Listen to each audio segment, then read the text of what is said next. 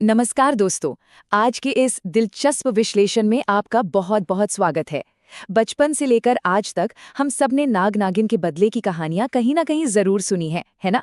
फिल्मों में या फिर दादी नानी की कहानियों में हमेशा यही बताया जाता है कि अगर किसी ने एक सांप को मार दिया तो उसका साथी उसे ढूंढकर बदला जरूर लेता है। पर क्या सच में ऐसा होता है?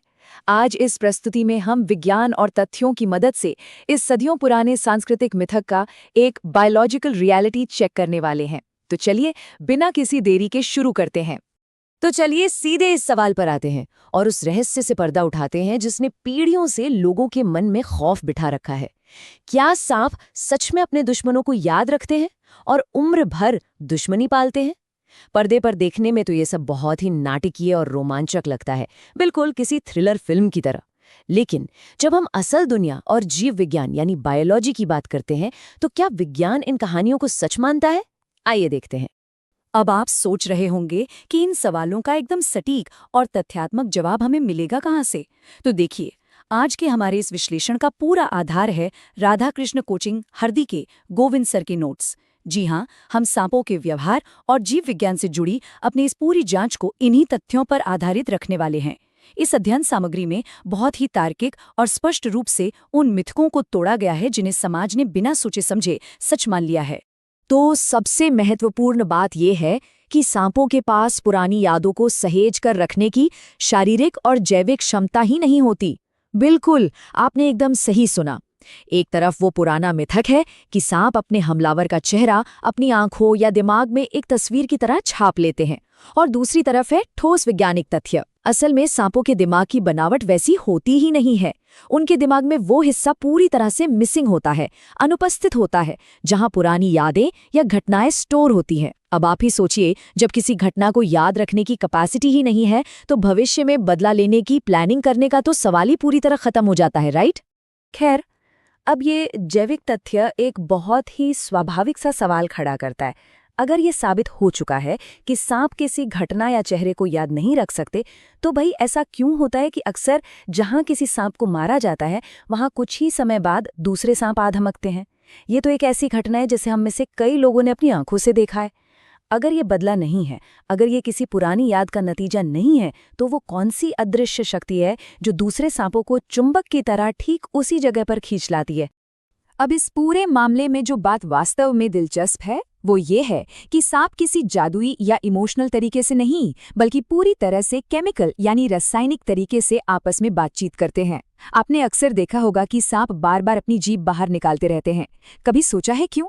दरअसल स्रोत सामग्री बताती है कि ऐसा करते समय वे एक विशेष प्रकार का रसायन, एक खास तरह का केमिकल हवा में छोड़ते हैं। ये रसायन हवा में घुलकर दूसरे सांपों तक पहुंचता है और उनके लिए एक सिग्नल का काम करता है। यही वो बायोलॉजिकल तरीका है जिससे वे एक दूसरे से जुड़ते हैं और संवाद करते हैं। आइए आगे बढ़ते हैं और देखते हैं कि ये पूरी प्रक्रिया आखिर काम कैसे करती है। जब कोई इंसान किसी सांप को मारता है या उस पर जानलेवा हमला होता है, तो घटनाओं की एक बहुत ही नाटकीय लेकिन पूरी तरह से अनैच्छिक श्रृंखला शुरू होती है। अपने अंतिम क्षणों में मरता हुआ सांप घबराहट में अपने मुंह से एकदम से बहुत सारा रसायन छोड़ देता है। अब ध्यान दीजिए, ये कोई सोची समझी रणनीति या किसी को बुलाने की योजना नहीं है। ये बस एक प्राकृतिक शारीरिक प्रतिक्रिया है। समझ लीजिए जैसे खतरे का कोई आखिरी अलार्म बज गया हो। और जब आसपास मौजूद दूसरे सांप हवा में फैले इस भारी रसायन को सूंघते हैं, तो वे बस उस गंध का पीछा करते हुए तुरंत वहां पहुंच जाते हैं। और बस यहीं पर वो सबसे बड़ी मानवीय गलतफहमी जन्म लेती है जो इस सदियों पुराने मिथक का कारण बनी है। जब आसपास खड़े लोग देखते हैं कि एक सांप के मरने के तुरंत बाद वहां दूसरा सांप आ गया है, तो वे झट से इसे मानवीय भावनाओं से जोड़ देते हैं। वे मान बैठते हैं कि अरे, ये दूसरा सांप तो अपने साथी की मौत का बदला लेने आ गया है, जबकि असलियत में ये केवल एक शुद्ध प्राकृतिक और रासायनिक प्रक्रिया का नतीजा है। एक सांप ने घबराहट में केमिकल अलार्म बजाया और दूसरों ने अपनी सहज वृत्ति यानी इंस्टिंक्ट के कारण उस गंध का पीछा किया। इसमें कोई बदला, कोई गुस्सा या कोई योजना बिल्कुल शामिल नहीं होती है। हालांकि बदला लेना पूरी तरह से एक मिथ साबित होता है, लेकिन हमारी स्रोत सामग्री एक बहुत ही गंभीर और वास्तविक खतरे की ओर भी इशारा करती है। और वो खतरा सीधे तौर पर जुड़ा है सांपों की गजब की सूंघने की क्षमता से। जरा इसे ऐसे समझिए, अगर किसी ने सांप को मारा है और उस हाथापाई के दौरान सांप का खून गलती से भी उस व्यक्ति के कपड़ों पर लग गया, तो वो खून एक ट्रैकिंग बीकन का काम करता है।